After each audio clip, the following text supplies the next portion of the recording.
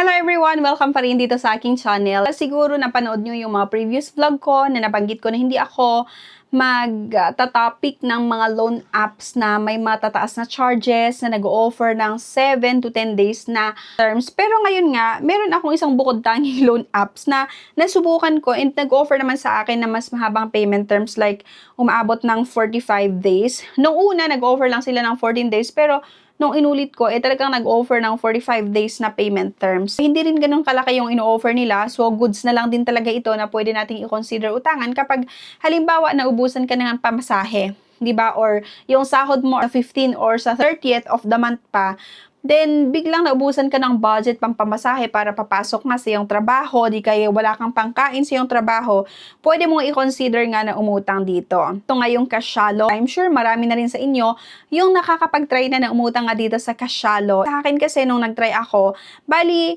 itong Cashalo may offer lang or pwede lang makautang dito ng 1,000 hanggang 13,000 pesos. Pero kapag first time natin na umutang dito ha, hindi agad-agad na mag-offer sila ng 13,000 pesos ha. Nakadepende pa rin talaga yan mga beshes ko ha, kung magkano yung i-offer nitong Cashalo sa inyo. It's either 2,000, 3,000, 5,000. Sabi ko nga, pang emergency lang talaga, pampamasahe or wala kang pangkain sa iyong trabaho, di ba, wala kang baon.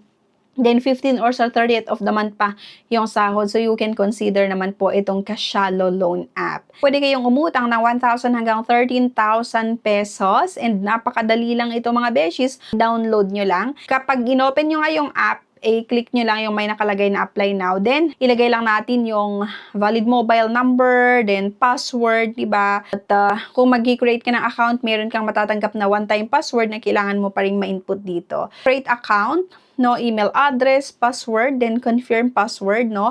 Password must be at least 6 character, contain a letter and number in a special character. Then next nga mga kabeshis, huwag niyong kalimutan na basahin itong terms and condition. Diba kasi yung mga iba, apply lang ng apply, hindi binabasa yung terms and condition. Dito nyo malalaman yung mga ibang details na meron sa app na yan, yung mga terms and conditions kanila, magkano yung ino-offer, paano kapag nga na-delay ka sa pagbabayad, di ba? Pagka nabasa nyo naman itong terms and conditions, syempre accept nga lang natin kung gusto mo talaga na umutang nga dito sa Cashalo. Ito yung nakalagay sa akin, apply for all loan cash loan up to 13,000 pesos. So, pwede nating matanggap nga yung loan proceeds sa ating GCash account.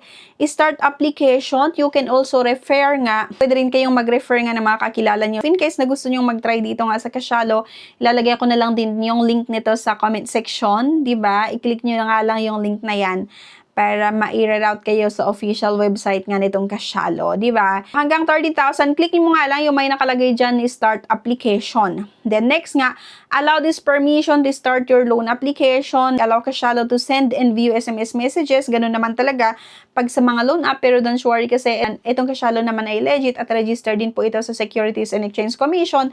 At ito pa ha, itong Cashalo ay accredited entity po siya ng CIC. Submitting entity po siya ng CIC, okay? Ibig sabihin, kapag hindi maganda yung naging payment nyo dito or hindi kayo nagbayad ng utang nyo, pwede nilang isubmit yung account nyo or yung pangalan nyo sa CIC. At kapag nasa CIC, aba, negative records yan. Possible po na bababa yung credit score nyo sa CIC.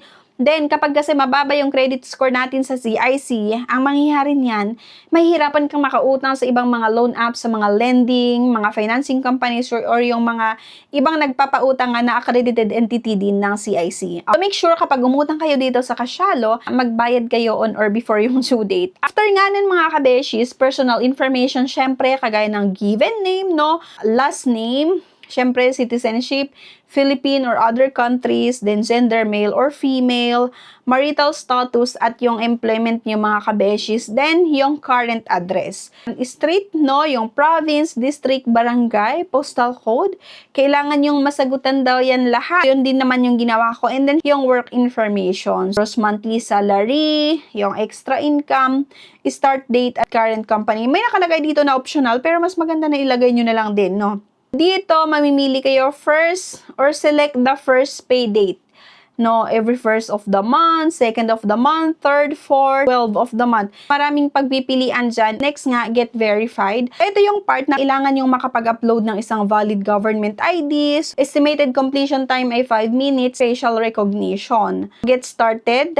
Once okay na kayo dyan, makikita nyo na we're processing your loan application. Ibig sabihin, chinecheck nila yung loan application nyo. Pag-antay kayo ng ilang minuto para i-process nga nitong Casialo yung loan application nyo. It's either ma-approve ba kayo or hindi. Ngayon, nagbasa ako kung sakali na may mga katanungan kayo dito pa sa Casialo or may mga questions kayo, pwede nyong i-message or pwede kayong mag-message sa kanila, sa kanilang Facebook page nga at casialo.ph, Instagram, ganun pa rin. Email nila, hello@casialo.com. Meron din silang contact numbers. So, ayan, pwede nyong i-message pag magkaroon kayo ng problema nga dito sa Casialo.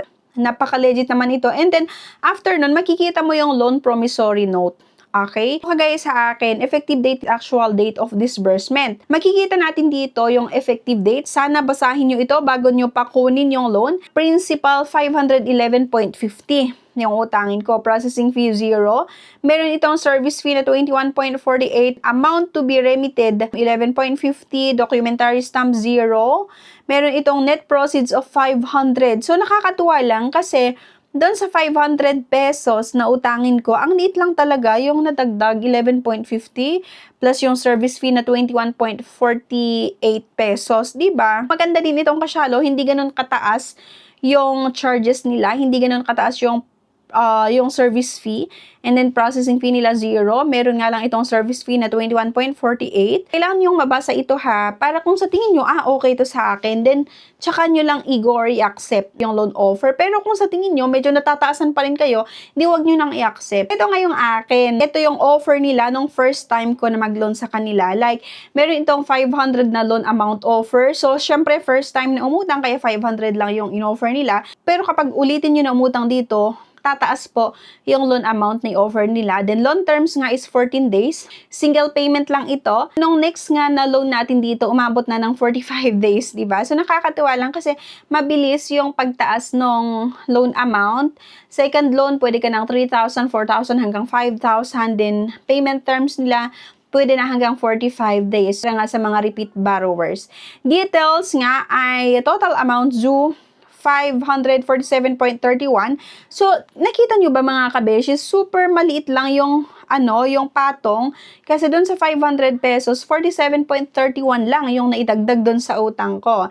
Kaya din talaga isa ito sa mga nakita ko na okay lang, nagawan ko ng videos na i-share sa inyo kasi hindi ganun kataas itong patong nila or yung fees nila. No, like nasa 47.31 nga lang yung offer sa akin. Ewan ko kung sa iba na nag-try, medyo mas malaki yung pinatong nila doon sa 500 na kanilang utangin. Pero sa akin kasi 500 for 14 days, first loan ko, ang pinatong lang ay 47.31. Goods na rin talaga itong Casialo na pwede nyo subukan na utangan. Hindi siya kagaya ng ibang mga loan apps na utang ka ng 500. Tapos ang matatanggap mo lang ay nasa 300. Then kailangan mong magbayad ng nasa 600 or 700, diba? Goods na rin talaga i-consider na pwedeng utangan. Case na interested kayo, ilalagay ko na lang din yung link nito sa comment section. Pag gusto nyo umutang dito, i-click nyo yung link sa comment section para ma-route nga kayo sa official website nga or official app nitong Casialo and pwede niyong subukan. So, yan lang. Thank you for watching at see you sa aking next video. Bye!